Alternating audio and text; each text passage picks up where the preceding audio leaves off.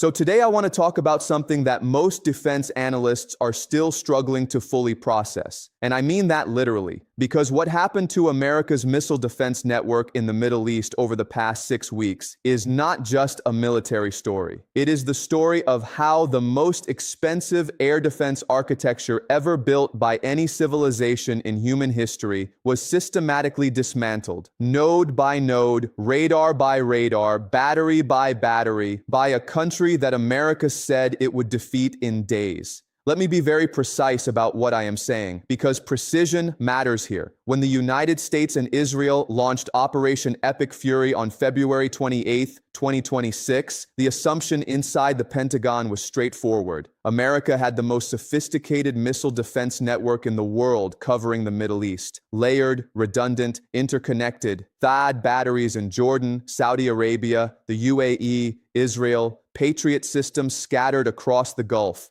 The AN/FPS-132 early warning radar in Qatar, a billion-dollar sensor that could see an Iranian missile launch from hundreds of miles away and give the entire network time to respond. The assumption was that this architecture would hold, that Iran would exhaust itself firing missiles into a wall it could not get through. That assumption is now gone. Let me walk you through exactly what happened, not emotionally, structurally, because the sequence matters more than any single event.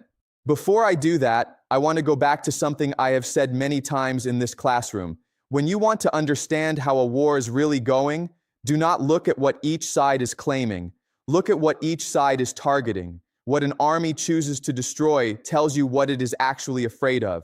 And what Iran chose to destroy systematically, methodically, from the very first hours of this war tells you everything about where this conflict is headed. Iran did not go after tanks.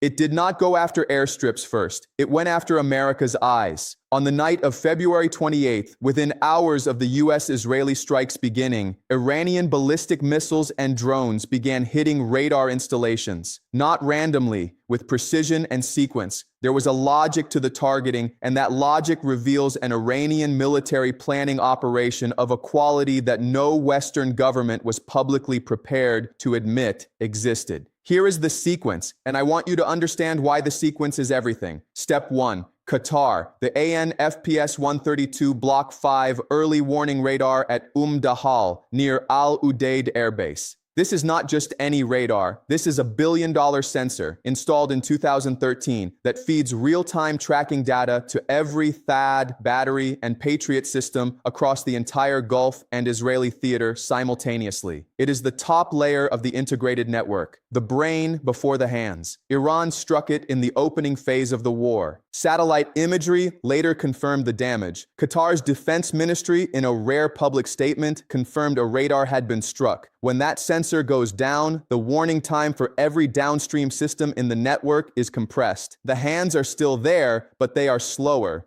And slower at missile velocities means missiles get through. Step 2. Jordan, the AN/TPY-2 X-band radar at Muwafaq Salti Air Base. This is the radar that sits inside a THAAD battery. It is not a detection radar. It is a fire control radar. It generates the precision targeting data that allows a THAAD interceptor to know exactly where to go. Without it, a THAAD launcher is a very expensive tube pointed at the sky. It can still fire, but only under degraded conditions, using external data that arrives late and at lower resolution. CNN reported the strike. A US official confirmed the destruction. Satellite imagery showed 2 craters in the sand next to 5 charred 40-foot trailers. Every one of them destroyed or severely damaged. That is a $300 million radar reduced to wreckage in a country that is 500 miles from Iran. Step 3. Saudi Arabia, Prince Sultan Air Base. The radar tent housing the AN/TPY-2 for the THAAD battery protecting one of America's most critical air staging areas was struck. Satellite imagery taken on March 1st showed smoke rising from the compound, burning debris visible at the Missile Defense Systems base. U.S. officials declined to confirm specifics, citing operational security, which in military language means it happened and the damage was real. Step 4. UAE, Al Ruwais Air Base and Al Sadr, multiple THAAD battery buildings struck by Iranian missiles and drones. Satellite imagery from Planet Labs showed dark markings from direct hits on vehicle sheds used to house radar systems.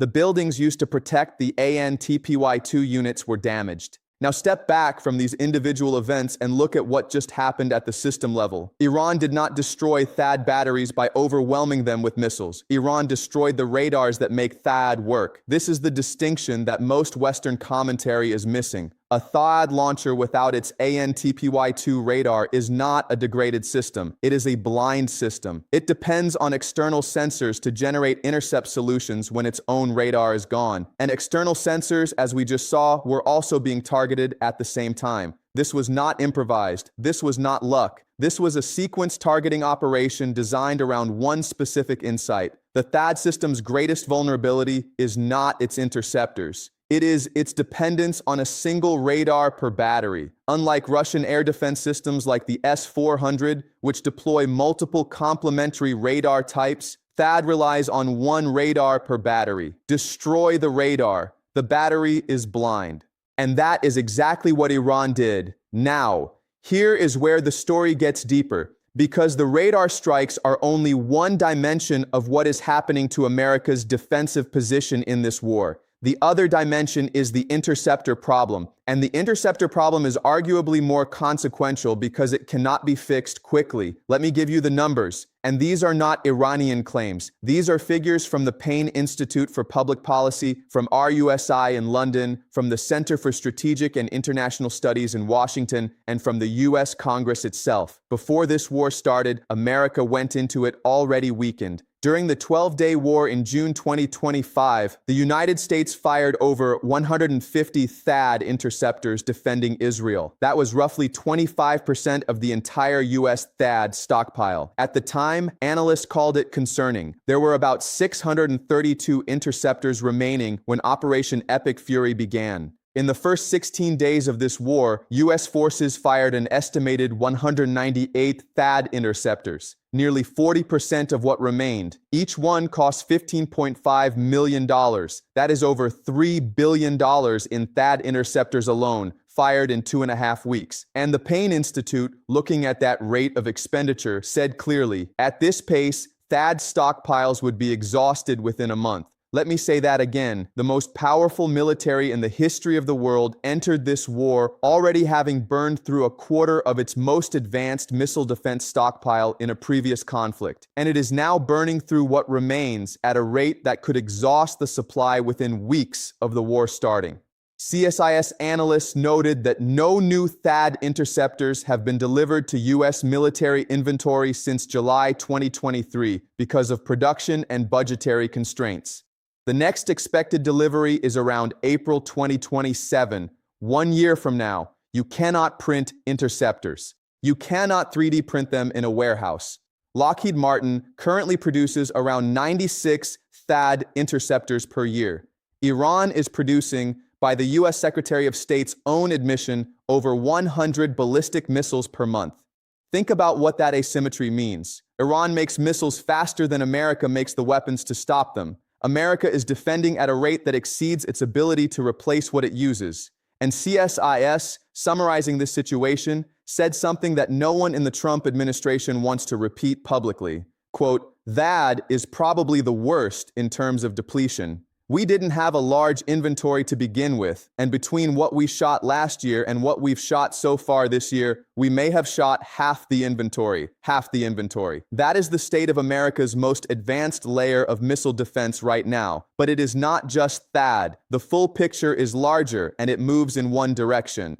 In the first 16 days of this war, U.S. forces used over 6,000 defensive and offensive munitions combined, according to Payne Institute estimates. That includes nearly 46% of ATACMS long-range ground missiles and nearly 40% of THAAD interceptors. The Navy fired approximately 402 Patriot missiles. Under existing contracts, it would take more than 2 years to replace that many Patriots. The U.S. fired an estimated 80 SM-3 missiles from Aegis destroyers. Since 2023, combined with prior conflicts, roughly 23% of all SM-3 inventory has now been consumed. The U.S. has also committed nearly its entire stockpile of JASSM-ER stealth cruise missiles, with Pacific stockpiles taking a particular hit, according to defense reporting. There is a phrase that has now entered U.S. defense planning documents. They call it the magazine abyss, the point where the munitions you need run out faster than the conflict does. That phrase is not hypothetical anymore. RUSI in London, which has direct ties to British intelligence, published an analysis stating that the United States is approximately 1 month or less from exhausting available THAAD interceptor stocks if current expenditure rates continue without adjustment, and Israel's position is even more acute. By late March, RUSI estimated that Israel had expended 122 of its 150 Arrow interceptors. A Trump administration source speaking to DropSite News said in the days before a tenuous ceasefire was reached, Israel's interceptor inventory had fallen to double digits. The military censorship in Israel is intense during this war, and the decision not to release these numbers is itself informative. When governments stop talking about their defensive capacity, it is because the news is bad. Now, I want to bring this back to the structural question, because this is not just a story about missiles and radars. This is a story about how control erodes. And the mechanism by which control is eroding here is something that Iran understood a long time ago and that Washington is only now being forced to acknowledge. There is a concept in military strategy called cost-imposition. The idea is simple. You force your adversary to spend far more defending itself than you spend attacking. You make the math of the conflict run against them over time. The side that runs out of resources first loses, not necessarily on the battlefield, but in the war overall. Iran's Emad ballistic missile, which Iran used alongside the Ghadr and Khaybar-Shekan in its strikes on THAAD radar sites, costs a fraction of the $15.5 million interceptors required to stop it. The Emad is a medium-range ballistic missile with a claimed circular error probable of under 30 meters, meaning it lands close enough to its intended target to destroy infrastructure like radar arrays. It is not a primitive weapon. It demonstrated over and over in this conflict the ability to reach and destroy hardened, defended military assets across 3 different countries simultaneously in a coordinated window. And it does this at a unit cost that makes the exchange ratio catastrophically unfavorable for the defending side. This is the trap, and understanding why it is a trap requires understanding what THAAD is actually for. At the deepest structural level, THAAD was designed around a specific threat model, a limited number of high-quality ballistic missiles from a state adversary fired in a concentrated burst in a high-stakes scenario, like a North Korean first strike. It was designed for scarcity on the incoming side. It was never designed for sustained high-tempo operations against an adversary that can fire 100 missiles a month indefinitely, while systematically blinding the radars that make interception possible. Iran figured this out, and over 25 years of studying American military operations in Iraq, Afghanistan, and the Gulf, it built a doctrine around exploiting exactly that gap. The IRGC's strike sequencing tells you this directly. They hit the early warning radar in Qatar first, degrading detection time. Then they hit the THAAD fire control radars in Jordan, Saudi Arabia, and the UAE, degrading the ability to generate accurate intercept solutions. Then, with the network partially blinded, they launched sustained missile salvos, knowing that intercept rates would fall and that every successful penetration would consume fewer Iranian missiles per American intercept attempt than before. RUSI noted in its analysis that the damage to radar systems has been forcing air defense units to expend more interceptors per incoming threat just to maintain acceptable interception probabilities. Fewer eyes, same number of hands, but now the hands have to fire more times to compensate. Let me state the structural consequence clearly. The AN/TPY-2 radar is not just a sensor. It is the integrating node that connects an entire layered defense network. When you lose it, the systems downstream of it do not fail immediately. They degrade. They operate at reduced efficiency. They require external data of lower quality arriving with more latency. And in missile defense, latency is measured not in seconds, but in fractions of seconds. Iranian missiles travel at multiple kilometers per second during terminal descent. The margin between a successful intercept and a miss is often measured in the quality of the track data from that one radar. Destroy the radar, the math shifts, and the numbers show that this is exactly what happened. In the final day of fighting before the ceasefire, the Pentagon's own chairman of the Joint Chiefs noted that Iran's ballistic missile shots had dropped significantly from peak, attributed to U.S. strikes destroying launchers and launch crews. But JINSA's analysis of intercept rates told a different story about the direction things were heading. In the first week of the war, only 8% of Iranian missiles penetrated defenses.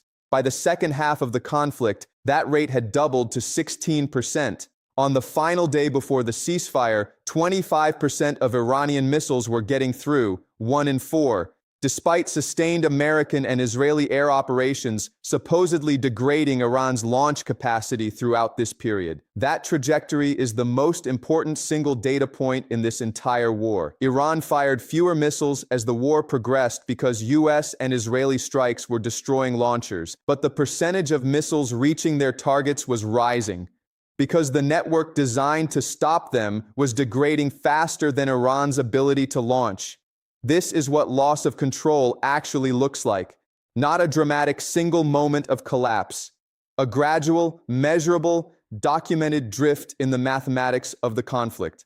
Each radar destroyed extends the drift. Each interceptor fired without replacement extends the drift. And the drift, once it crosses a threshold, becomes irreversible within the timeline of the current conflict. The response from Washington tells you everything about where the decision makers understand this to be heading. Trump asked defense contractors to quadruple production of what he called exquisite class weaponry. Lockheed Martin, RTX, and others met at the White House to discuss acceleration. The Pentagon requested Congress allow it to shift $1.5 billion from other programs to purchase more Patriots. The Army began relocating the THAAD battery from South Korea to the Middle East, stripping one of America's most critical Pacific deterrence commitments to plug gaps in a conflict that was not supposed to last this long. And CSIS said directly what that timeline means. The ramp-up will take 3 to 4 years before additional production arrives, given the long wait times for these systems. 3 to 4 years. This war is measured in weeks and months. The industrial response is measured in years. There is one more dimension to this that almost no one is connecting publicly. China is watching. The entire strategic logic of America's Pacific posture depends on the credibility of THAAD in South Korea and across the first island chain as a deterrent against Chinese ballistic missiles. The Dongfeng series of Chinese missiles, the DF-21, DF-26, DF-41, are the primary threat vector that American Pacific Command has been designed around for a decade. The deterrence against those missiles rests partly on the assumption that American missile defense systems can handle the threat. That assumption is now under review in every defense ministry in Asia. Because what Iran just demonstrated against the live combat deployment of those exact same systems is that a determined state adversary with sustained ballistic missile capacity can systematically identify, target, and destroy the radar architecture that makes THAAD function. It can do this before THAAD can stop it. It can do this across multiple countries simultaneously. And it can do this while depleting the interceptor stockpile faster than the industrial base can replace it. Japan, Taiwan, South Korea, the Philippines are all running the same analysis right now. Not because they want to, because they have to. The combat data from this conflict is the most valuable real-world test of American air defense capability that has existed since the system was designed. And the data says that the system has a documented vulnerability that Iran found, documented, and exploited in real time. The Atlantic Council estimated that between 29 and 43% of all known THAAD batteries globally are now deployed in the Middle East for this conflict. That means the Pacific deterrence posture, the one designed to prevent a Chinese move on Taiwan, has been materially weakened during the most intensive testing of American missile defense systems in history. Let me bring this to the prediction, because that is what this class is about. Not just documenting what happened, but understanding where the structural forces are pointing. First prediction: America does not lose this war on the battlefield. It loses it in the stockpile. The ceasefire that was reached in early April was not a diplomatic triumph. It was a deadline. RUSI said the interceptor depletion timeline was creating incentives for conflict termination. Dropsite News confirmed that Israeli aero stocks were in double digits before the ceasefire. The math of the magazine abyss was closing on the defending side. The ceasefire happened when it did because it had to happen before the numbers ran out completely. Second prediction: the radar architecture that Iran destroyed will not be rebuilt quickly. Each ANTPY-2 radar costs approximately $300 million and takes years to produce at existing manufacturing capacity. The U.S. operates 8 THAAD batteries globally. Multiple batteries lost their radars in this conflict. Replacing that coverage takes time that the strategic situation in the Indo-Pacific does not allow. The decision to redeploy the South Korea THAAD battery to the Middle East was a forced choice that exposed a gap that China is now studying in precise detail. Third prediction: this war permanently changed the status of THAAD as a deterrent tool. Before February 28th, THAAD was the premium layer of American air defense credibility, the system that allied countries paid billions to host because American guarantees came with it. After this war, every government in the world has seen THAAD's radar destroyed in multiple countries simultaneously by ballistic missiles fired from a country under continuous U.S. airstrikes. The deterrence value of that system, the willingness of adversaries to be deterred by its presence, has been structurally weakened in a way that cannot be repaired by a press release or a production acceleration announcement. Here is what the structure of this war tells you. Iran did not win by defeating America's military. It won by making America's military too expensive to sustain. The Emad missile that destroyed the radar in Jordan did not cost $300 million, but the radar it destroyed did. That exchange, repeated across Jordan, Saudi Arabia, the UAE, Qatar, over weeks of sustained combat, is the structural story of this war. Not the bombs, not the headlines, the math, the relentless, unfavorable, documented math of cost exchange in high-intensity missile warfare.